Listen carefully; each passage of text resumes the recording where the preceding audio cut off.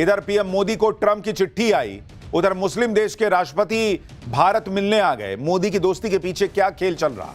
Trump के 25% tariff के जवाब में मोदी ने लगा दिया 30% टैक्स। भारत का वो जवाब कि अमेरिका में हड़कंप मचा है। पीएम मोदी का मुस्लिम भाई आया, खुद एयरपोर्ट चले गए मोदी। पाकिस्तान को कैसे झटका लगाया, आज आपको ये सब दिखाने जा रहा हूं। इस वक्त भारत को लेकर दुनिया में गजब की हलचल मची हुई। आप देखिए कि पीएम मोदी को डोनाल्ड ट्रंप की चिट्ठी आई है और उधर आज ही प्रधानमंत्री नरेंद्र मोदी से मिलने के लिए मुस्लिम देश यूएई के राष्ट्रपति अचानक दिल्ली आ गए। यूएई के प्रेसिडेंट का अचानक दिल्ली आना सबको चौंका रहा है, क्योंकि यूएई के राष्ट्रपति सिर्फ 2 घंटे के लिए भारत आए। बॉस, मात्र 2 घंटे के लिए यूएई के राष्ट्रपति आए और पीएम मोदी से मिले, और जैसे मिले उसकी तस्वीरें दुनिया भर में चर्चा का विषय बन गई। प्रधानमंत्री मोदी उन्हें खुद रिसीव करने एयरपोर्ट चले गए। यूएई के राष्ट्रपति ने यहां आकर पीएम मोदी से मुलाकात की, बात की और 2 घंटे बाद चले भी गए। अब सवाल उठ रहा है कि इस 2 घंटे में क्या खेला हुआ बॉस? अचानक ऐसा क्या हुआ कि यूएई के राष्ट्रपति 2 घंटे के लिए पीएम मोदी से मिलने आ गए? डोनाल्ड ट्रंप ने पीएम मोदी को कौन सी चिट्ठी लिख दी है? यूएई के राष्ट्रपति का 2 घंटे के लिए नरेंद्र मोदी से मिलने के आने का पाकिस्तान का से कौन सा कनेक्शन है, आज आपको यह भी बताऊंगा। डोनाल्ड ट्रंप ने पीएम मोदी को किस मकसद से चिट्ठी लिखी और डोनाल्ड ट्रंप की मोदी को चिट्ठी से पाकिस्तान कैसे फंस गया है, आज यह भी आपके लिए लाया हूं। साथ ही ट्रंप के 25% टैरिफ के जवाब में मोदी ने कैसे वो जवाब दिया कि अमेरिका में हड़कंप मचा है। ट्रंप ने यूरोप से ग्रीनलैंड छीन लेने का कौन सा प्लान बनाया है। कैसे ट्रंप के दोस्त ही कह रहे हैं कि भाई ये तो किसी के भरोसे के लायक नहीं है। अगर यूरोप के हाथ से ग्रीनलैंड चला गया ट्रंप के पास, तो कैसे भारत का भी बड़ा फायदा हो जाएगा। कूटनीति के इस मैदान में गजब हलचल मची हुई है। एक एक डिटेल आपको बताऊंगा, लेकिन पहले एक झलक देखिए।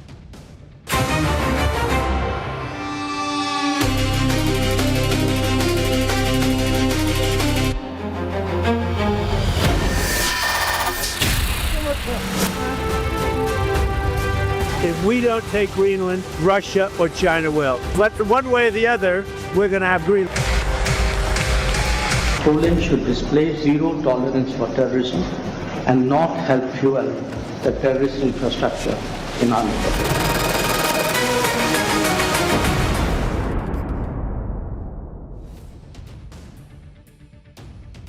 डोनाल्ड ट्रंप ने अचानक पीएम मोदी को कौन सी चिट्ठी लिख दी और इस चिट्ठी से पाकिस्तान कैसे फंस गया, ये तो आगे बताऊंगा। लेकिन पहले आज की सबसे हैरान करने वाली खबर के बारे में बताता हूं। आज लोग तब चौंक गए जब प्रधानमंत्री नरेंद्र मोदी से मिलने के लिए अचानक यूएई के राष्ट्रपति शेख मोहम्मद बिन जायद दिल्ली आ गए। ये तस्वीरें आप देखिए। पीएम मोदी भी यूएई के राष्ट्रपति को रिसीव करने सीधे एयरपोर्ट पहुंच गए और गले मिलकर उनका जबरदस्त स्वागत किया। मुस्लिम देश यूएई के नेता को पीएम मोदी ने रेड कारपेट वेलकम दिया। एयरपोर्ट पर उनके स्वागत में एक छोटा सा कार्यक्रम भी रखा गया। इसके बाद पीएम मोदी ने यूएई के राष्ट्रपति को अपनी कार में बिठाया और दोनों नेताओं ने साथ में सफर किया। ये तस्वीरें देखिए। ये पीएम मोदी की कार डिप्लोमेसी की एक और तस्वीर है। इससे पहले रूस के राष्ट्रपति पुतिन जब पिछले साल दिसंबर में भारत आए थे, तो उन्होंने भी पीएम मोदी के साथ एक कार में सफर किया था। अभी हाल ही में भाई जर्मनी के चांसलर नहीं आए हुए थे, तो वो भी भारत दौरे पर आए, तो पीएम मोदी के साथ कार में घूमे। तो पीएम मोदी की कार डिप्लोमेसी जो है वो लगातार सुर्खियां बटोर रही। एयरपोर्ट पर स्वागत के बाद पीएम मोदी यूएई के राष्ट्रपति को सीधे अपने घर लेकर चले गए। वहां दोनों नेताओं ने कई मुद्दों पर बातचीत की है और खास बात यह है कि जब पीएम मोदी ने यूएई के राष्ट्रपति को रिसीव करने की तस्वीरें साझा की, तो उन्होंने लिखा क्या? उन्होंने लिखा कि मैं अपने भाई को लेने खुद एयरपोर्ट आया हूं। तो मुस्लिम भाई जो मैं कह रहा था, वो हम नहीं कह रहे हैं, नरेंद्र मोदी कह रहे हैं भाई कि मैं अपने भाई को लेने एयरपोर्ट आया हूं। सोचिए कैसे करीबी रिश्ते हैं उनके और यूएई के राष्ट्रपति के। पीएम मोदी ने कहा कि यूएई के राष्ट्रपति की यह विजिट भारत और यूएई की मजबूत दोस्ती को दिखाता है। यानी पीएम मोदी ने डंके की चोट पर बताया कि यूएई के राष्ट्रपति उनके भाई की तरह हैं और यूएई और भारत की अटूट दोस्ती। पीएम मोदी की दोस्ती का आप दम देखिए कि यूएई के राष्ट्रपति को पीएम मोदी ने बुलाया, वो समय कम होने के बावजूद आ भी गए। 2 घंटे के लिए वो भारत आए। वो शाम करीब 4:20 पर दिल्ली पहुंचे और 6:05 पर चले भी गए भाई साहब। यानी करीब 2 घंटे के लिए वो भारत आए थे। कायदे से 2 घंटा भी नहीं हुआ भाई। और इसलिए इस बात की बहुत चर्चा हो रही है कि भाई ऐसा क्या हुआ कि यूएई के राष्ट्रपति अर्जेंट बेसिस पर भारत आए 2 घंटे के लिए। भाई कोई भी राष्ट्राध्यक्ष आता है तो पहले से प्लान बना, समय बना, चीजें तय हुई, एक दिन तो मिनिमम लोग रह के जाते हैं। 2 घंटे क्यों पीएम मोदी ने 2 घंटे के लिए ही सही, लेकिन यूएई के राष्ट्रपति को भारत बुलाया, इसकी बड़ी चर्चा हो रही है। सवाल उठ रहे हैं कि ऐसा क्या हो गया भाई, अंदर ही अंदर क्या पक रहा है, क्या बड़ा होने वाला है? क्योंकि ऐसा तो बहुत ही कम होता कि कोई बड़ा नेता सिर्फ 2 घंटे के लिए मिलने आए और फिर वापस चला जाए। इसका मतलब यह है कि पीएम मोदी और यूएई के बीच कुछ ऐसे मुद्दों पर बात हुई होगी जो हाल फिलहाल की घटनाओं से जुड़ी, या फिर पीएम मोदी ने यूएई के राष्ट्रपति को एक जरूरी संदेश देने के लिए बुलाया होगा। लेकिन फिर सवाल है कि ऐसा क्या संदेश जो फोन पे नहीं दिया जा सकता था? ऐसी कौन सी बात जो सामने आमने सामने बैठकर होनी जरूरी थी? क्योंकि आप इस दौरे की टाइमिंग देखिए, मुस्लिम देश यूएई के राष्ट्रपति ऐसे वक्त में भारत आए जब ट्रंप के गाजा प्लान पर बात चल रही, जब अमेरिका ग्रीनलैंड पर हमले की बातें कर रहा है, जब अमेरिका और ईरान के बीच टेंशन चल रही है, जब खुद यूएई और सऊदी अरब के बीच तनाव चल रहा है। उधर पाकिस्तान इस्लामिक नेटो बनाने में जुटा हुआ है, यानी दुनिया में भयंकर उथल पुथल मची हुई है, और उसके बीच भारत का रोल सबसे इंपॉर्टेंट है। हर कोई यही चाहता कि भारत उसके साथ खड़ा रहे, फिर चाहे अमेरिका हो, यूरोप हो या फिर इस्लामिक देश हो। उधर पाकिस्तान इस्लामिक नेटो बनाने में लगा हुआ है। पाकिस्तान ने कुछ महीने पहले सऊदी अरब के साथ एक डिफेंस समझौता किया। खबर है कि पाकिस्तान इसमें तुर्की को भी शामिल कर सकता है। तुर्की, पाकिस्तान और सऊदी अरब के बीच इस मुद्दे पर बातचीत फाइनल स्टेज पर चल रही है। तो जैसे यूरोपीय देशों ने अमेरिका के साथ मिलकर नेटो बना रखा है, वैसे ही पाकिस्तान अब कोशिश कर रहा है कि मुस्लिम ब्रदरहुड के नाम पर इस्लामिक देशों का नेटो बना ले। सऊदी अरब और पाकिस्तान के समझौते में तुर्की के आने की संभावना ने इस्लामिक नेटो की बहस को तेज कर दिया। दुनिया की नजर इस पर लगी हुई है। वैसे तुर्की पहले ही अमेरिका के नेतृत्व वाले नेटो का सदस्य है, लेकिन ट्रंप जिस तरह से इजरायल को सपोर्ट करते हैं, जिस तरह से ट्रंप ने घमासान मचाया हुआ है, तुर्की को भी तो विकल्प देखना होगा भाई। वो कैसे कहेगा कि हम जो है वो गाजा में पीस प्लान के लिए ट्रंप की मदद करेंगे? पाकिस्तान इस्लामिक नेटो बना रहा है, लेकिन यूएई उसका हिस्सा नहीं, क्योंकि यूएई को पता है कि भिखारी देश पाकिस्तान से कुछ होना जाना है नहीं, जो खुद यूएई से पैसे मांगकर अपना काम चला रहा है। वो क्या रक्षा एग्रीमेंट करेगा बॉस? यानी यूएई ने पाकिस्तान के इस्लामिक अलायंस से अलग राह चुनी हुई। यूएई जानता है कि पाकिस्तान से जुड़ने का मतलब उसको और कर्जा ही देना होगा, क्योंकि पाकिस्तान जिससे सटता है उसके जेब में हाथ डालता है, कुछ पैसा देना भाई। भारत से जुड़ने का मतलब पता है यूएई को कि बड़ा बाजार मिलेगा, तकनीक, निवेश पर रिटर्न मिलेगा, दुनिया की बड़ी ताकत से जुड़ने का मौका मिलेगा। और यही वजह है कि यूएई भारत के साथ अपने रिश्ते मजबूत कर रहा है। दोनों देश रक्षा सहयोग को बढ़ाने पर जोर दे रहे हैं। भारत और यूएई के बीच स्ट्रैटेजिक डिफेंस एग्रीमेंट हुआ है। इसके अलावा 2032 तक द्विपक्षीय व्यापार को डबल करने, यानी $200 बिलियन ले जाने का टारगेट सेट हुआ है। पीएम मोदी और यूएई के राष्ट्रपति के बीच यमन और गाजा के मुद्दे पर भी बात हुई है। साथ ही निवेश को लेकर, न्यूक्लियर टेक्नोलॉजी को लेकर, एआई समिट, फूड सिक्योरिटी जैसे मुद्दों पर भी बात हुई। दरअसल यूएई ईरान का पड़ोसी है और किसी भी युद्ध का सीधा असर दुबई की इकोनॉमी पर भी पड़ेगा। ऐसे में यूएई अपनी अर्थव्यवस्था को डाइवर्सिफाई कर रहा है। वो अपना पैसा और व्यापार ऐसे देश में लगाना चाहता है जो स्थिर हो। भारत से बेहतर विकल्प फिलहाल कोई उसको नजर नहीं आ रहा। प्रधानमंत्री नरेंद्र मोदी के न्योते पर यूएई के सर्वोच्च नेता का भारत आना भारत की कूटनीतिक जीत भी है। इसके अलावा ईरान इजरायल तनाव के कारण लाल सागर और हॉर्मुज स्ट्रेट में खतरा बढ़ा है। भारत को अपनी ऊर्जा जरूरतों के लिए यूएई से पक्की गारंटी चाहिए। भाई अमेरिका यूए और ईरान भिड़ गए और अगर वहां से तेल के निकलने का रास्ता बंद कर दिया ईरान ने, तो कहां से आएगा तेल? यूएई भारत के स्ट्रैटेजिक पेट्रोलियम रिजर्व का साझेदार है। इसलिए पीएम मोदी के कहने पर 2 घंटे के लिए भी अगर अल नयान यहां आए हैं तो उसके बड़े मायने हैं। India middle east Europe corridor, जो पाकिस्तान को दरकिनार करते हुए यूरोप जाने का रास्ता है, वो फिलहाल ठंडे बस्ते में। इस दौरे में इसे फिर से जिंदा करने पर बात हो सकती है, जो चीन के बीआरआई और पाकिस्तान के ग्वादर पोर्ट का जवाब होगा। यूएई के पास पैसा है, भारत के पास बाजार है। गल्फ में युद्ध के खतरे को देखते हुए यूएई अपना भारी भरकम निवेश भारत के इंफ्रास्ट्रक्चर और शेयर बाजार में शिफ्ट करना चाहता है। यानी ये 2 घंटे की यात्रा जरूर थी, लेकिन इसके मायने बहुत बड़े थे। भारत आज की डेट में खुद डिफेंस में इतनी बड़ी ताकत बनता जा रहा है कि हमारे यहां की बनी मिसाइलें, रॉकेट और दूसरे हथियार दुनिया के देश खरीद रहे हैं। आप देखिए कि पहली बार भारत में बनी स्वदेशी पिनाका रॉकेट की पहली खेप आर्मेनिया रवाना हो गई। बड़ी बात यह है कि आर्मेनिया ने भारत से जो गाइडेड पिनाका रॉकेट्स खरीदी हैं, वो प्राइवेट सेक्टर की कंपनी सोलर डिफेंस ने बनाए।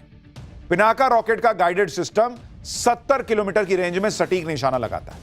पिनाका के साथ साथ भारत का स्वदेशी नागास्त्र भी बेहद सफल है, जिसने ऑपरेशन सिंदूर में आतंकी ठिकानों को नष्ट किया था। इसके अलावा भारत का private sector made in India Bhargavastra भी बना रहा है, जो दुनिया के बहुत सारे देशों के पास नहीं है। भार्गवास्त्र एक एंटी ड्रोन सिस्टम है जो एक साथ 60 मिनी मिसाइल छोड़ सकता है और ड्रोन स्वार्म को धराशायी कर सकता है। नहीं, एक साथ बहुत सारे ड्रोन आ जाते हैं, सबको फोड़ देगा। सुनिए भार्गवास्त्र बनाने वाली कंपनी इसके बारे में क्या बता रही है, फिर आपको बताता हूं कि मुस्लिम भाई तो मिलके चला गया 2 घंटे में। उधर वो अमेरिका वाला भाई ट्रंप, उन्होंने चिट्ठी में क्या लिखा है बताता हूं, पहले सुनिए इसको। ये भार्गवास्त्र है सर, वो 60 मिसाइल अभी यूएस या बाकी दूसरी कंट्री ने 4 मिसाइल तक उन्होंने एक साथ वो जा सकती है, लेकिन 60 मिसाइल एक साथ काउंट माइक्रो मिसाइल एक साथ वो अटैक करे और जब चाहे तो वो एक करे, इस प्रकार का कोई सिस्टम अभी तक आज के तारीख में पूरे विश्व में उपलब्ध नहीं है। यानी भारत का भार्गवास्त्र भी ऐसा हथियार जो पूरी दुनिया में बहुतों के पास नहीं। भारत की इसी ताकत से तो पाकिस्तान घबराया हुआ है, जो कभी चीन की गोद में बैठने जाता है, कभी ट्रंप की गोद में जाता है, कभी इस्लामिक देशों के पास जाता है, कभी मुस्लिम देशों का नेटो बनाने की तिकड़में करता है। लेकिन यूएई और भारत के साथ आने से पाकिस्तान के होश उड़ गए। पाकिस्तान के होश तो ट्रंप की उस चिट्ठी ने भी उड़ाए होंगे, जो चिट्ठी ट्रंप ने पीएम मोदी को लिखी है। सबको चौंकाते हुए डोनाल्ड ट्रंप ने पीएम मोदी को एक चिट्ठी लिखी। यह लेटर पीएम मोदी को ट्रंप के बोर्ड ऑफ पीस में शामिल होने का न्योता देने के लिए उन्होंने लिखा। यह बोर्ड ऑफ पीस गाजा के लिए है, गाजा के पुनर्निर्माण और नई शासन व्यवस्था को आगे बढ़ाने के लिए। इसे लेकर ही ट्रंप ने पीएम मोदी को चिट्ठी में क्या लिखा वो देखिए। ट्रंप ने अपने लेटर में मान्यवर Narendra Modi, dear prime minister जैसे शब्दों का इस्तेमाल किया है। पीएम मोदी को भेजे लेटर में ट्रंप की तरफ से कहा गया है कि भारत के प्रधानमंत्री को आमंत्रित करना उनके लिए सम्मान की बात है। ट्रंप ने कहा कि मिडिल ईस्ट में शांति के लिए जो ऐतिहासिक प्रयास हो रहे हैं उसमें आप भी जुड़िए। ट्रंप ने बताया कि उसकी कोशिश है उनकी कि विशिष्ट समूह के राष्ट्रों को एक साथ लाया जाए जो स्थायी शांति बनाने की अहम जिम्मेदारी उठाने के लिए तैयार है। ट्रंप ने दावा किया कि ये एक तरह का सम्मान है जो केवल उन्हीं के लिए आरक्षित है जो उदाहरण पेश करके नेतृत्व करने के लिए तैयार हैं और आने वाली पीढ़ियों के लिए सुरक्षित और समृद्ध भविष्य में शानदार निवेश करने के लिए तैयार हैं। लेटर में कहा गया कि हम अपने अद्भुत और प्रतिबद्ध साझेदारों को निकट भविष्य में आमंत्रित करेंगे, जिनमें से ज्यादातर अत्यधिक सम्मानित विश्व नेता हैं। यानी ट्रंप ने ऐसा दिखाया कि उनके बोर्ड ऑफ पीस में दुनिया के बड़े बड़े नेता जुट रहे हैं, वो भारत को भी न्योता दे रहे हैं। लेकिन इस लेटर को इस बात का सबूत भी समझिए कि ट्रंप का बोर्ड ऑफ पीस अब तक अधूरा रहेगा, तब तक अधूरा रहेगा जब तक भारत जैसा बड़ा देश इसमें शामिल ना हो। इसलिए ट्रंप पीएम मोदी को लेटर लिख रहे हैं जिससे उनके बोर्ड ऑफ पीस को भारत की भी मान्यता मिल सके। लेकिन मोदी को ट्रंप के इस लेटर से मुनीर फंस गया, क्योंकि मुनीर को मौका मिले तो वो लपक कर ट्रंप के बोर्ड ऑफ पीस में चला जाएगा। मुनीर को तो ट्रंप की हर हाल में चापलूसी करनी है। लेकिन पाकिस्तान और मुनीर के साथ खेल यह हो गया कि ट्रंप के बोर्ड ऑफ पीस में आने के लिए पाकिस्तान को $1 बिलियन की एंट्री फीस देनी होगी। $1 बिलियन का मतलब पाकिस्तान के लिए है कि इतना तो आईएमएफ की लोन की एक किश्त बनती है उसकी। आईएमएफ के लोन से ही पाकिस्तान चल रहा है और पाकिस्तान कहां से $1 बिलियन लाएगा भाई ट्रंप को देने के लिए? पाकिस्तान को ट्रंप को देने के लिए $1 बिलियन चाहिए तो उसे लोन लेना होगा। पाकिस्तान ने हर जगह से तो ऑलरेडी लोन उठा रखा है। ऐसे में ट्रंप की मेंबरशिप खरीदने के लिए कोई लोन क्यों देगा भाई? कहीं ऐसा ना हो कि मुनीर ट्रंप से ही मांग ले कि सर अगर थोड़ा लोन देते तो मैं आपके बोर्ड में शामिल हो जाता। पाकिस्तान के लोग खुद ही कह रहे हैं कि ट्रंप के चक्कर में पाकिस्तान ने अपनी बेइज्जती करवा ली। कहां तो पाकिस्तान के नेता ट्रंप को नोबेल के लिए नॉमिनेट कर रहे थे और कहां ट्रंप ने पाकिस्तान को उन 75 देशों की लिस्ट में डाल दिया जिनके लिए अमेरिका ने वीजा प्रोसेस रोक दिया है। यानी पाकिस्तान के पत्रकार भी एक तरीके से यही कहना चाह रहे हैं कि मुनीर ने, शहबाज शरीफ ने भाई इतनी जीभ निकाल के तलवे चाट दिए थे ट्रंप। इनका बस चलता चाट के ट्रंप का तलवा छील देते। और ट्रंप ने क्या किया भाई, उसको लिस्ट से ही निकाल के बाहर कर दिया। ट्रंप की चापलूसी के चक्कर में मुनीर पाकिस्तान की शीशा लेदर करवा रहा है, लेकिन भारत ट्रंप को तगड़ा जवाब दे रहा है। ट्रंप के टैरिफ वॉर का जवाब देते हुए भारत ने भी अमेरिका पर टैरिफ लगा दिया। भारत ने अमेरिका से आयात होने वाली दालों और फलियों पर 30% टैरिफ लगा दिया है। अब अमेरिका के सांसद कह रहे हैं कि अरे ये तो गलत है। वो ट्रंप से अपील कर रहे हैं कि भैया इसको हटवाइए। भारत ने पिछले साल 30 अक्टूबर को अमेरिका पर टैरिफ लगाया था। अब ये जो है इसको लेकर अमेरिका में बवाल मच रहा है कि भाई ये तो आप 25% लगाए, इधर से 30% लगे तो नुकसान हो रहा है। ट्रंप टैरिफ से सबको धमका रहे हैं, लेकिन भारत इन धमकियों से डर नहीं रहा। उल्टे भारत जवाब दे रहा है और शांति से। भारत टैरिफ लगाता तो दुनिया में चिल्लाता नहीं कि देखो टैरिफ लगा देंगे, टैरिफ लगा। भारत अपना काम कर रहा है। दुनिया ये देख रही है, खासतौर पर यूरोप, जहां पर ट्रंप टैरिफ की ऐसी ही धमकियां देकर ग्रीनलैंड पे कब्जा करना चाहते हैं। लेकिन ग्रीनलैंड को लेकर पूरे यूरोप में ट्रंप के खिलाफ गुस्सा भड़क गया। खुद ग्रीनलैंड और डेनमार्क में प्रदर्शन होने लग रहे हैं। ग्रीनलैंड बिकाऊ नहीं के नारे लग रहे हैं। कहा जा रहा है कि ऐसा प्रदर्शन ग्रीनलैंड और डेनमार्क में कभी नहीं हुआ। आप देखिए कितनी ठंड है भाई, उस ठंड में लोग निकल गए हैं बाहर प्रदर्शन करने के लिए। अगर ट्रंप और यूरोप के बीच ऐसे ही टकराव चलता रहा, अगर ट्रंप ऐसे ही टैरिफ की धमकियां देते रहे, तो ट्रंप और यूरोप के बीच घमासान बढ़ जाएगा और इसका फायदा भारत को हो सकता है। इस टकराव की वजह से व्यापार को लेकर भारत और यूरोप करीब आ सकते हैं। भारत और यूरोपीय यूनियन के बीच फ्री ट्रेड एग्रीमेंट को लेकर लंबे समय से बातचीत चल रही है और अब वो और तेजी से आगे बढ़ सकती है। इससे भारत के फार्मा, टेक्सटाइल, रत्न और आभूषण, स्टील, ऑटोमोबाइल, सोलर उपकरण और लेदर जैसे क्षेत्रों में तेजी आ सकती है। पिछले साल जुलाई में भारत और ब्रिटेन के बीच फ्री ट्रेड डील हो चुकी है। यानी भारत के लिए आपदा में अवसर वाली स्थिति है और इसीलिए भारत देखिए अपना चुपचाप कैलकुलेटेड जो है अपना काम कर रहा है। अमेरिका इससे भी लड़ रहा है, उससे भी लड़ो तुम सबसे, हमको क्या है। जिस से लड़ोगे अल्टीमेटली भारत इतना बड़ा बाजार है कि उनको हमारे पास आना ही पड़ेगा। हम दुनिया की सबसे तेजी से भागती अर्थव्यवस्था है, लोगों को हमारे पास आना ही पड़ेगा और भारत के लिए इसमें नए बाजार खुलेंगे। यूरोप को भी भारत जैसी तेजी से बढ़ती अर्थव्यवस्था का साथ मिल रहा है। ट्रंप से टकराव के बीच कैसे यूरोप और भारत करीब आ रहे हैं, उसे आप इस बात से भी समझिए कि आज ही यूरोपीय देश पोलैंड के विदेश मंत्री भारत आए। यूरोप के देश भारत से लगातार दोस्ती गहरी करने में जुटे हैं, क्योंकि यूरोप को पता है अगर ट्रंप की वजह से व्यापार का नुकसान हुआ तो भारत के अलावा कहां जा सकते हैं। भारत भी यूरोप के साथ व्यापार को बढ़ा रहा है, लेकिन भारत आप देखिए कैसे आज की डेट में बिजनेस करेगा, लेकिन अपने हित से समझौता नहीं करेगा। उसका एक और उदाहरण देखिए। भारत देख रहा है कि पाकिस्तान को लेकर किसकी क्या अप्रोच है। भाई आप भारत ने आज पोलैंड के विदेश मंत्री की क्लास लगा दी, क्योंकि पोलैंड के नेता पाकिस्तान में जाकर कश्मीर पर बयानबाजी कर रहे थे। इसी को लेकर आज मीटिंग में विदेश मंत्री एस जयशंकर ने साफ साफ पोलैंड को बोल दिया कि हेलो, ये सब नहीं चलेगा कि भारत से दोस्ती और पाकिस्तान के लिए सॉफ्ट कॉर्नर। भारत की सख्ती के तुरंत बाद ही सीमा पार आतंकवाद को लेकर पोलैंड के सुर बदल गए। सुनिए मीटिंग में क्या हुआ। Poland should display zero tolerance for terrorism and not help fuel the terrorist infrastructure in our neighborhood. Once again, a warm welcome. I completely agree with you on the need to counter trans-border terrorism. Poland, as you may have heard, has been a victim of both arsons and attempted state terrorism. I also completely agree with you on the unfairness of selective targeting by tariffs, and we in Europe know something about that also.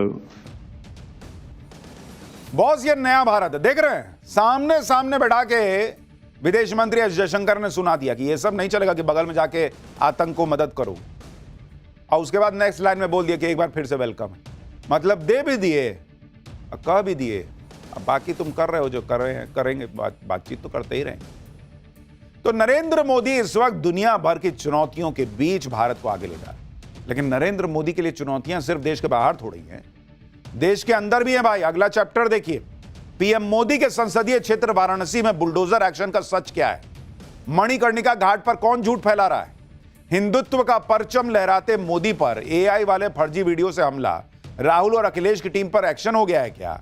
Narendra Modi के खिलाफ किसने माहौल बना दिया और योगी आदित्यनाथ ने क्या जवाब दिया, अब इसका चैप्टर देखिए। नरेंद्र मोदी की सनातन के प्रति जो कमिटमेंट है उसको लेके कोई सवाल थोड़ी है, वो तो बेजोड़ है, उसमें कोई डाउट नहीं कर सकता कोई। आज हमारे जो बड़े बड़े सनातन के केंद्र, उनका जो कायाकल्प हुआ वो नरेंद्र मोदी ने किया ना बॉस, पिछले 11 साल में। पिछले कुछ दिनों से वाराणसी के मणिकर्णिका घाट को लेकर बवाल मचा हुआ, उसमें नरेंद्र मोदी को अपनी राजनीति में घेरने वाले एक्टिव हो गए। मोदी के हिंदुत्व पर सीधा अटैक होने लगा। जैसे आप देखिए कि वाराणसी में मणिकर्णिका घाट को लेकर एआई वाली फर्जी वीडियो से हमला शुरू हुआ। मणिकर्णिका घाट पर इस बवाल की शुरुआत सोशल मीडिया पर वायरल कुछ तस्वीरों से की गई, जिसमें ऐतिहासिक मूर्तियों और कलाकृतियों पर बुलडोजर चलाए जाने का आरोप लगा।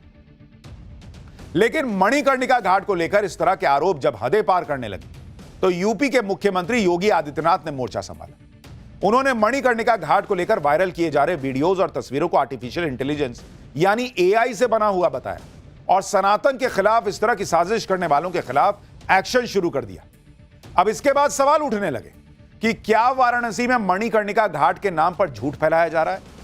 क्या यह सारा बवाल वाराणसी के दाल मंडी इलाके में हो रहे बुलडोजर एक्शन को रोकने के लिए हो रहा है ताकि सरकार प्रेशर में आ जाए?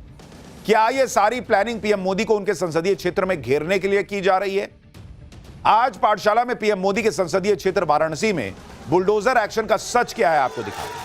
साथ ही मणिकर्णिका घाट पर कौन झूठ फैला रहा है, राहुल और अखिलेश की टीम पर क्या एक्शन होने की बातें हो रही हैं, योगी क्या कह रहे हैं, क्या मोदी वाकई में वो कर रहे हैं जिसका आरोप लग रहा है, सब बताऊंगा। लेकिन पहले एक झलक देखिए।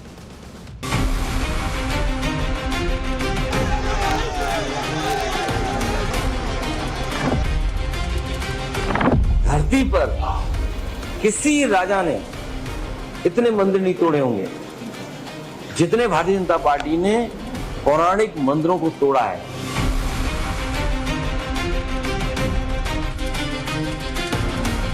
प्रथम दृष्टया इसमें ये पाया जा रहा है कि जो एफआईआर हैं वो एकदम सही है। तस्वीरें एआई जनरेटेड थी। माफ कीजिएगा, ये एआई नहीं है, ये बेहयाई।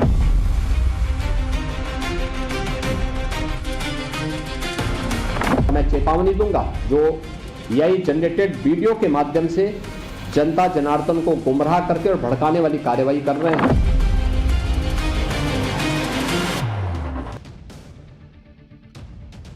मणिकर्णिका घाट को लेकर जो बवाल चल रहा है उसमें सीएम योगी ने साफ कह दिया कि यह काशी को बदनाम करने की कोशिश है।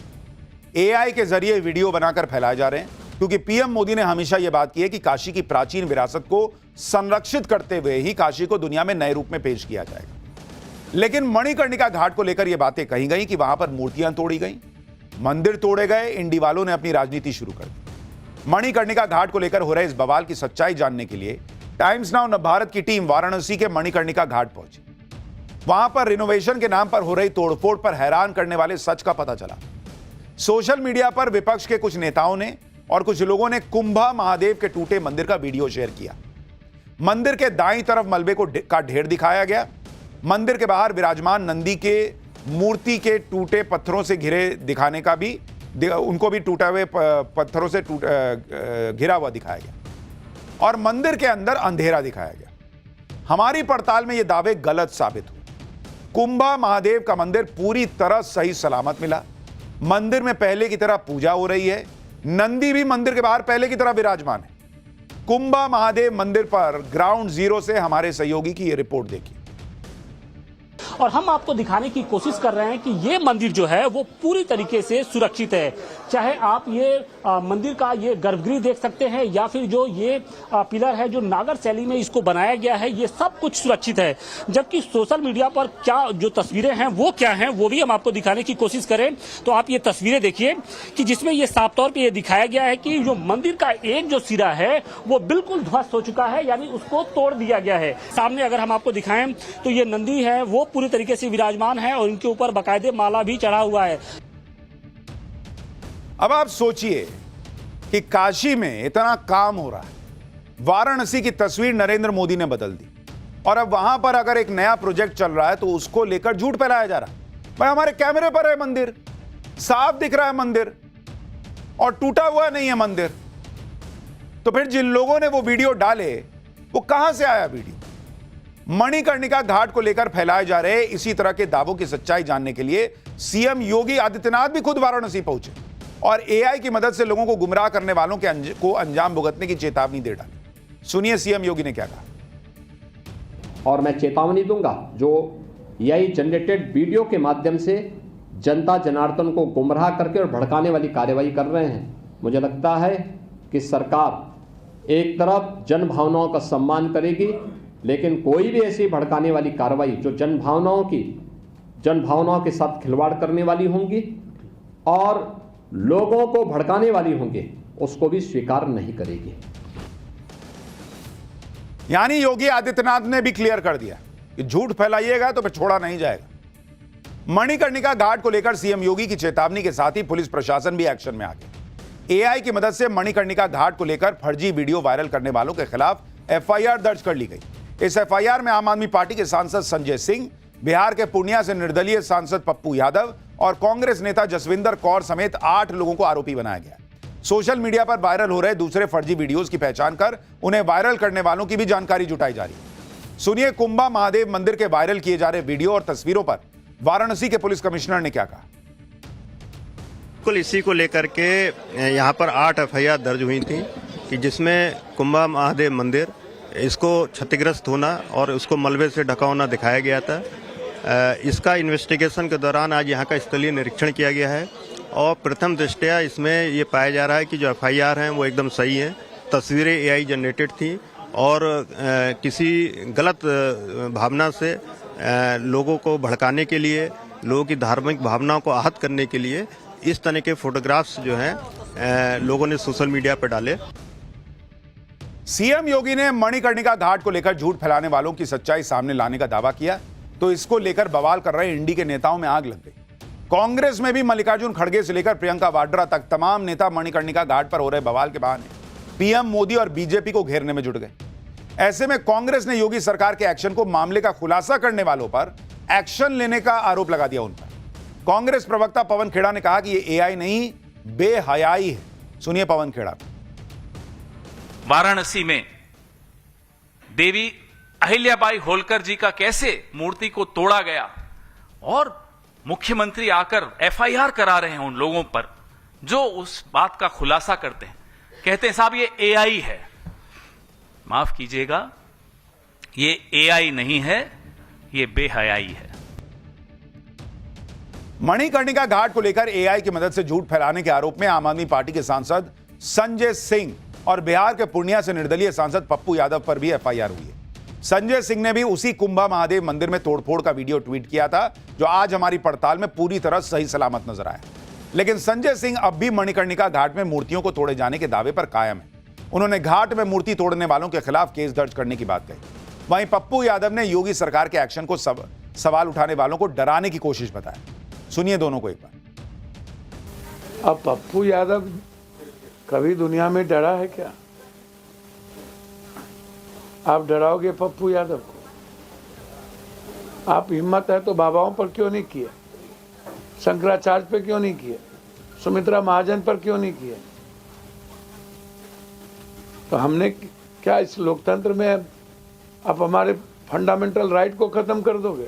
तो बजाय इसके कि उन पापियों पर कार्रवाई की जाए जिन्होंने मंदिर तोड़ा, बजाय इसके कि उन गुनहगारों पर कार्रवाई की जाए जिन्होंने हिंदू धर्म की आस्था पर चोट पहुंचाई, आघात पहुंचाया, एफआईआर मुझ पर कर दी गई। मंदिर वहां खड़ा है, बिना टूटा हुआ दिख रहा है और उसके बावजूद कह रहे हैं कि मंदिर तोड़ने वालों पर कार्रवाई करो। अरे जब मंदिर दिख रहा है वहां पर, हमने अभी आपको कैमरे पे दिखाया और उसके बाद कह रहे हैं कि कार्रवाई उन पे करो। और ये फंडामेंटल राइट हो गया कि गलत वीडियो डालो, ये फंडामेंटल राइट होता है। जिस मणिकर्णिका घाट के रिनोवेशन के प्रोजेक्ट पर बवाल खड़ा करने की कोशिश हो रही है, यह भी सच है कि वहां रिनोवेशन के काम के दौरान कुछ पुरानी कलाकृतियां टूटी भी हैं। ऐसा नहीं कि नहीं टूटी हैं, लेकिन प्रशासन ने इन्हें संरक्षित कर लिया है और रिनोवेशन का काम पूरा होने के बाद इन्हें दोबारा स्थापित करने का भरोसा दिया गया है। भाई बिना कोई चीज टूटे कोई नई चीज कैसे बनेगी? सीधा सा सवाल है। काशी विश्वनाथ कॉरिडोर बना तो बिना तोड़े बन गया। आज वो भव्य कॉरिडोर देखकर दुनिया भर से लोग वहां आ रहे हैं ना, करोड़ों श्रद्धालु आ रहे हैं ना। वैसे ही अगर मणिकर्णिका घाट का रिनोवेशन होना है, बिना टूटे कैसे होगा? तो पॉसिबल ही नहीं है। और जिन लोगों ने कभी इसके बारे में सोचा नहीं कि काशी विश्वनाथ कॉरिडोर बनवा दें, मणिकर्णिका घाट का रिनोवेशन करा दें, वो आज बड़े उनके दिल में आग लग गई है कि बाप रे बाप कैसे मंदिर टूट गया, जबकि वीडियो में मंदिर खड़ा दिख रहा है। हां, जो चीज टूटी है और अगर जो चीज हटी है उसमें जो ऐसी चीजें थी जो संरक्षित की जानी चाहिए थी, वो कहा जा रहा है कि संरक्षित की गई हैं। आप देखिए कि जिस मणिकर्णिका प्रोजेक्ट पर बवाल किया जा रहा है वो कोई नया नहीं है। काशी विश्वनाथ कॉरिडोर के प्रोजेक्ट की सफलता के बाद इसकी प्लानिंग शुरू हो गई। और साल 2023 में प्रधानमंत्री मोदी ने खुद इस प्रोजेक्ट को लॉन्च किया था। यह 2023 की तस्वीर है। दरअसल लोगों को यह शिकायत रहती है कि मानसून के वक्त मणिकर्णिका घाट पूरी तरह पानी में डूब जाता है, जिसकी वजह से अंतिम संस्कार के लिए पहुंचने वालों को परेशानी का सामना करना पड़ता है। इसी समस्या को दूर करने के लिए मणिकर्णिका घाट के रिनोवेशन का फैसला हुआ। इस प्रोजेक्ट की शुरुआत मणिकर्णिका घाट के डोम राजा विश्वनाथ चौधरी की अपील पर हुई। 50 करोड़ से ज्यादा के इस प्रोजेक्ट के पहले चरण के लिए 35 करोड़ रुपए का फंड जारी हो चुका है। मणिकर्णिका घाट में मानसून के दौरान गंगा नदी के अधिकतम जलस्तर से ऊपर चिता जलाने के लिए 2 मंजिला प्लेटफॉर्म तैयार किया जाना है। पहली मंजिल पर 18 प्लेटफॉर्म होंगे और दूसरी मंजिल पर 19 प्लेटफॉर्म। इसके अलावा शमशान घाट पर 25 मीटर ऊंची चिमनी लगाई जानी ताकि आसपास बने घरों में चिताओं की राख न जाए। साथ ही मणिकर्णिका घाट में एक वेटिंग एरिया और चेंजिंग रूम भी बनाया जाना है। पूरा प्रोजेक्ट करीब 90,000 स्क्वायर फीट में फैला है और इस साल के आखिर तक इसके पूरा होने की उम्मीद है। तो जो लोग नरेंद्र मोदी को घेरने के चक्कर में झूठ सच कर रहे हैं, मोदी के अपने घर का काम करा रहे हैं। जो लोग मोदी के हिंदुत्व पर सवाल उठा रहे हैं, ये क्या हिंदुओं के लिए नहीं कर रहे हैं क्या? वहां अगर हिंदू जाएगा अंतिम संस्कार करने के लिए, वो कायदे से हो सके, ये किसके लिए कर रहे हैं? और वो बिना वहां पे कोई तोड़फोड़ किए कैसे हो जाएगा, जरा इनसे पूछिए। ऐसा भी नहीं है कि प्रधानमंत्री नरेंद्र मोदी की पहल पर ही पहली बार मणिकर्णिका घाट का रिनोवेशन हो रहा है। इससे पहले भी कई बार मणिकर्णिका घाट का रिनोवेशन का काम थोड़ा बहुत हो चुका है। सबसे पहले साल 1302 और 3 के बीच मणिकर्णिका घाट को पक्का किया गया और यहां पत्थर का घाट बना। 1302-1303 की बात कर रहा हूं। इसके बाद साल 1730 में बाजीराव पेशवा ने इसका रिनोवेशन करवाया और फिर साल 1791 में माता अहिल्याबाई होलकर ने घाट में के मौजूदा स्वरूप का निर्माण करवाया। माता अहिल्याबाई होलकर ने ही साल 1872 में दोबारा मणिकर्णिका घाट का रिनोवेशन करवाया। इसके बाद साल 1965 में यूपी की तत्कालीन कांग्रेस सरकार ने फिर से मणिकर्णिका घाट पर मरम्मत का काम करवाया था और उसके बाद से जैसा था हिसाब चल रहा था। मोदी उसको करा रहे हैं। इसीलिए बीजेपी सांसद निशिकांत दुबे ने मणिकर्णिका घाट को लेकर हो रहे बवाल पर विरोधियों को निशाने पर लिया। कहा कि क्योंकि इस वक्त एक गरीब परिवार का व्यक्ति प्रधानमंत्री है और वो मणिकर्णिका घाट का रिनोवेशन करवा रहे हैं, तो इसलिए इसका विरोध हो रहा है। पाठशाला में अब अगला चैप्टर। 150 करोड़ की शादी, भारत का लहंगा, साड़ी, भिखारी। पाकिस्तान में मरियम नवाज की बहू ने क्या किया कि हंगामा मच गया। पाकिस्तानी आटे के लिए लड़ मिट रहे उधर शहबाज मुनीर करोड़ों की शादी में बिरयानी उड़ाकर चिढ़ा रहे हैं क्या? अब इसका चैप्टर।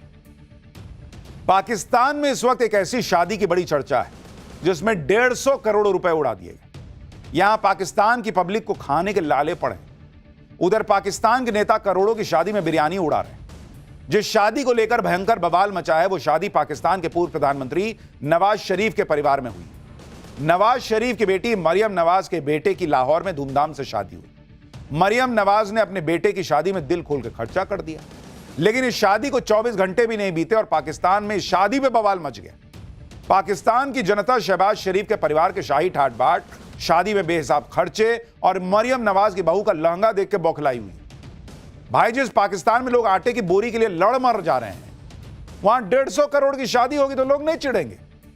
पाकिस्तान में लोग एक वक्त की रोटी के मोहताज हैं और यहां शहबाज मुनीर शाही बिरयानी खा रहे हैं। बात इतनी भर नहीं है, मरियम की बहू ने जो ड्रेस अपनी शादी और मेहंदी के दौरान पहनी, उस पर अलग बवाल मच गया, क्योंकि मरियम की बहू की दोनों ड्रेस भारतीय डिजाइनर ने बनाई। अब बताइए, मेहंदी में पहना लहंगा भारतीय डिजाइनर सब्यसाची मुखर्जी ने बनाया, जबकि शादी में पहनी गई लाल साड़ी भारतीय डिजाइनर तरुण तहलियानी ने डिजाइन की। मरियम नवाज ने भी मेहंदी समारोह में भारतीय डिजाइनर अभिनव मिश्रा का लहंगा पहना था। मरियम नवाज ने अपने बेटे की शादी में 150 करोड़ रुपए से ज्यादा खर्च कर दी। यानी भारत से दुश्मनी भी रखेंगे और भारत के बिना इनका काम भी नहीं चलता। कभी ये धुरंधर के गानों पे नाचते हैं, कभी शादी में इंडियन डिजाइनर लहंगे और सूट पहनते हैं। ऐसे में पाकिस्तान में कैसे शादी को लेकर बवाल मच गया है, कैसे पाकिस्तान की गरीब जनता के साथ ये भद्दा मजाक है 150 करोड़ की शादी, कैसे मरियम नवाज और नवाज शरीफ ट्रोल हो रहे हैं, देखना चाहिए आज आपको। जिस देश की आधी से ज्यादा जनता को यह तक नहीं पता कि अगली सुबह खाना नसीब होगा या नहीं, जो देश खुद लोन लेके चल रहा हो, जिसे भिखारी पाकिस्तान कहा जाता हो, उस देश की सरकार को चलाने वाले शादी में करोड़ों रुपए ऐसे ही उड़ाते रहे, बिरयानी खाकर अपनी जनता को चिढ़ा रहे हैं। नवाज शरीफ के नाती की शाही शादी की तस्वीरें आई तो पाकिस्तान हैरान रह गया। सबकी निगाहें दुल्हन शानज़े अली के हरे रंग के लहंगे पर टिक गई। मेहंदी की रस्म के दौरान शानज़े अली ने यह लहंगा पहना हुआ था। कपड़ों को देखकर मरियम नवाज और उनकी बहू की खूबसूरती के चर्चे होने लगे, लेकिन जब पता चला कि अरे लहंगा तो भारतीय डिजाइनर ने बनाया है, तो पाकिस्तानियों का दिल बैठ गया। शानज़े अली ने शान से जो महंगा लहंगा पहना हुआ था वो मेहंदी की रस्म के दौरान पहना था। उसे खास तौर पर भारत के मशहूर डिजाइनर सब्यसाची मुखर्जी ने बनाया। जिस भारत को शरीफ सरकार पानी पी पी के कोसती रही, जिस भारत विरोधी एजेंडे के बल पर शहबाज शरीफ सरकार में बैठा हुआ है, उसी का परिवार बताइए भारतीय डिजाइनर के कपड़े पहन रहा है, खरीद रहा है। जैसे ही इसकी डिटेल सामने आई तो लहंगे का भारतीय कनेक्शन जानकर पाकिस्तानी भड़क गए। अब शरीफ के परिवार को खूब लताड़ रहे हैं, कह रहे हैं देश का गद्दार है भाई, भारत का लहंगा पहनवा दिया बेटी बहू को।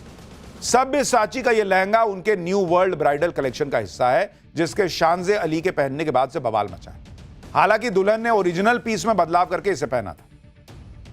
और सिर्फ मरियम की बहू ने ही नहीं, खुद मरियम नवाज को भी मेहंदी रस्म की सेरेमनी के लिए भारतीय डिजाइनर के ही कपड़े पसंद आए। मीडिया रिपोर्ट के मुताबिक मरियम नवाज ने भारतीय डिजाइनर अभिनव मिश्रा का पाउडर ब्लू रंग का लहंगा पहना। इस लहंगे के पहनने के बाद मरियम नवाज की खूबसूरती के चर्चे सोशल मीडिया पे हो रहे थे, लेकिन फिर पता चला कि अरे ये भी भारतीय डिजाइनर का बना हुआ है। पाकिस्तान में और आटे और दाल का भाव आसमान पर है। ऐसे में जब पाकिस्तान के लोगों को पता चला कि करोड़ों की शादी में भारतीय कपड़े पहने जा रहे हैं, पाकिस्तान में लोगों का बीपी हाई हो गया इस शादी की तस्वीरें देखकर। मरियम नवाज की नई नवेली बहू ने सिर्फ मेहंदी में ही भारतीय डिजाइनर के कपड़े नहीं पहने, बल्कि अपनी शादी में भी शानज़े अली ने भारत से डिजाइन करके मंगवाई गई साड़ी पहनी। लाल रंग की जिस साड़ी में शानज़े अली ने शादी की रस्में निभाई, वो साड़ी भारतीय डिजाइनर तरुण तहलियानी ने डिजाइन की थी। पाकिस्तान के लोग भारतीय डिजाइनर तरुण तहलियानी का नाम सुनकर इसलिए भी बौखलाए हुए हैं क्योंकि तरुण तहलियानी के पिता ने 1971 की जंग में पाकिस्तान को फोड़ा था। तरुण तहलियानी पूर्व navy chief admiral R.H. Tahaliyani retired के बेटे हैं। R.S. तहलियानी 1971 के भारत पाकिस्तान युद्ध के दौरान INS विक्रांत के कमांडिंग ऑफिसर थे। इसके बाद R.H. तहलियानी 1984 से 1987 तक भारत के नौसेना प्रमुख भी रहे।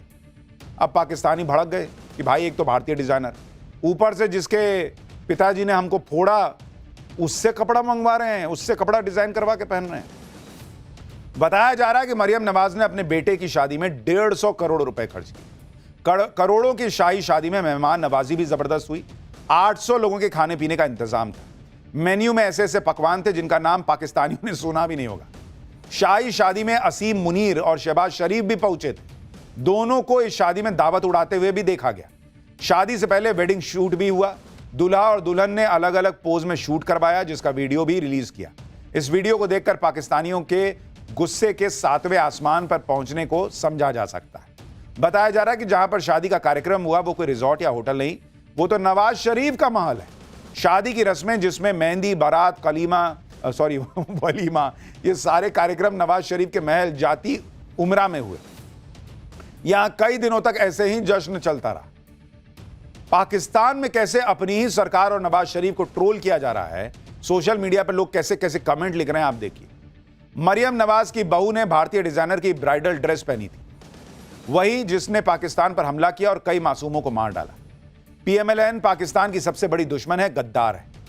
सब्या को क्यों चुना, यह कई पैमानों पर गलत है। Shame on you Nawaz Sharif, अब कहां गई रियासत की वतन परस्ती।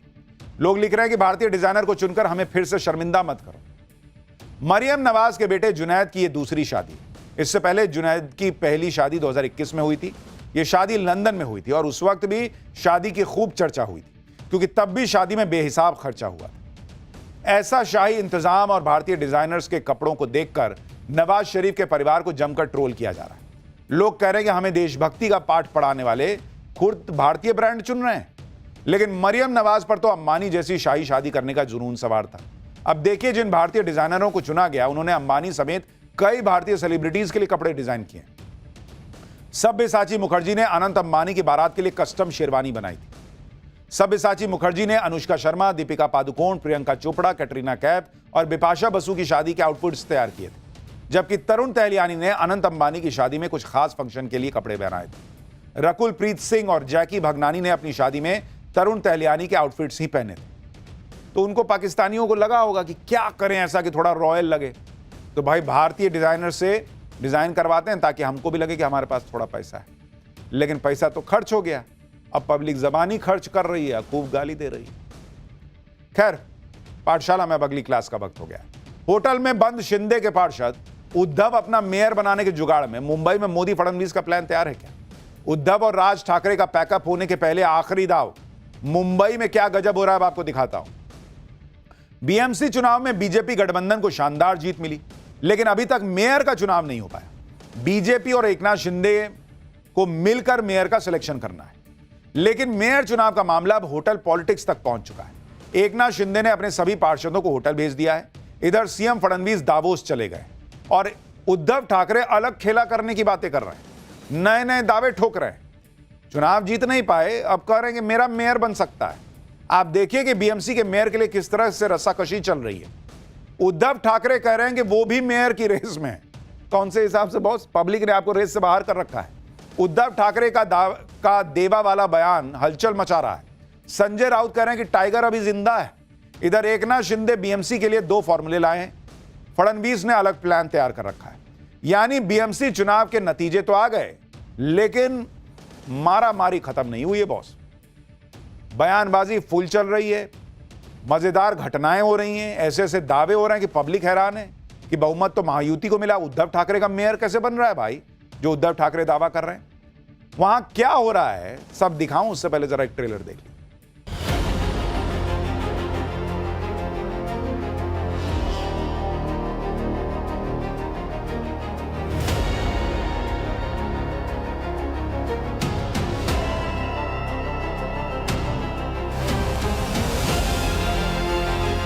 अब मोदी जी बोलते हैं कि मेयर बीजेपी का बनेगा,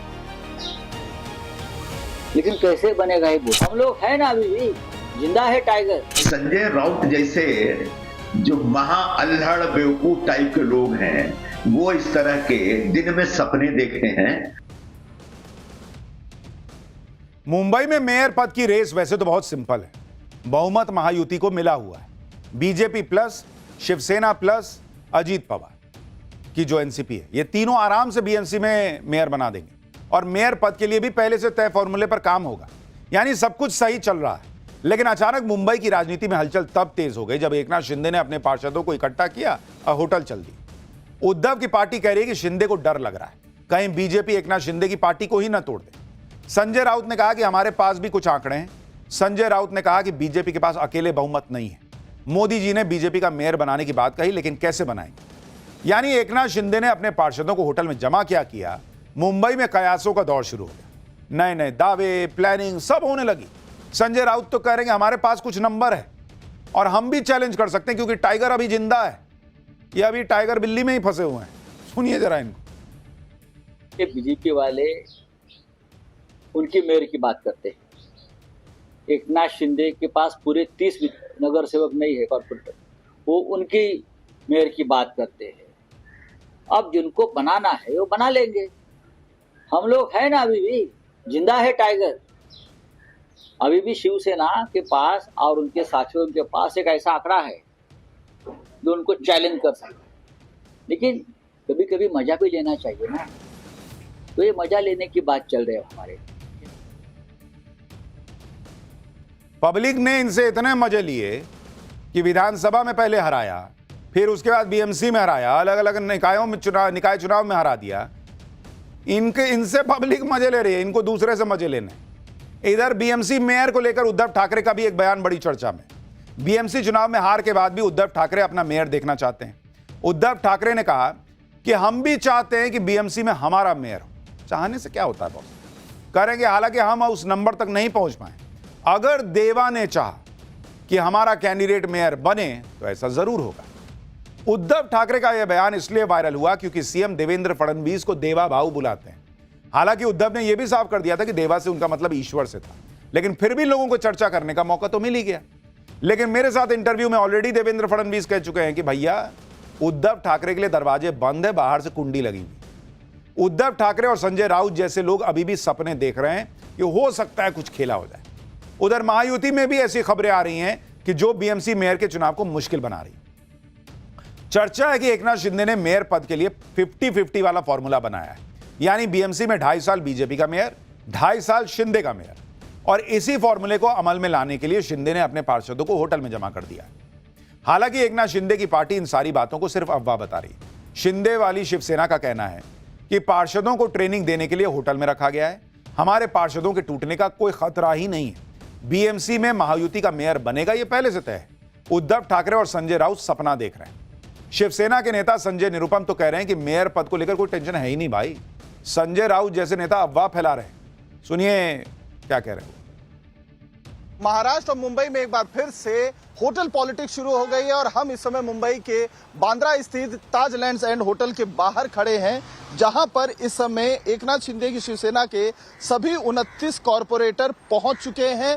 एक प्रेशर पॉलिटिक्स करने की कोशिश की जा रही है एकनाथ शिंदे के द्वारा, जो सोर्सेज बता रहे हैं। संजय राउत जैसे जो महा अल्हड़ बेवकूफ टाइप के लोग हैं, वो इस तरह के दिन में सपने देखते हैं और इस प्रकार की अफवाहें उड़ाते हैं। जो लोग कहीं ख्वाब में बैठे हैं, ख्वाब देख रहे हैं कि हमारे नगर सेवकों को तोड़ लेंगे और वो फर्जी तरीके से अपना महापौर बना लेंगे। For more of such videos, do like, share and subscribe to ET Now Swadesh.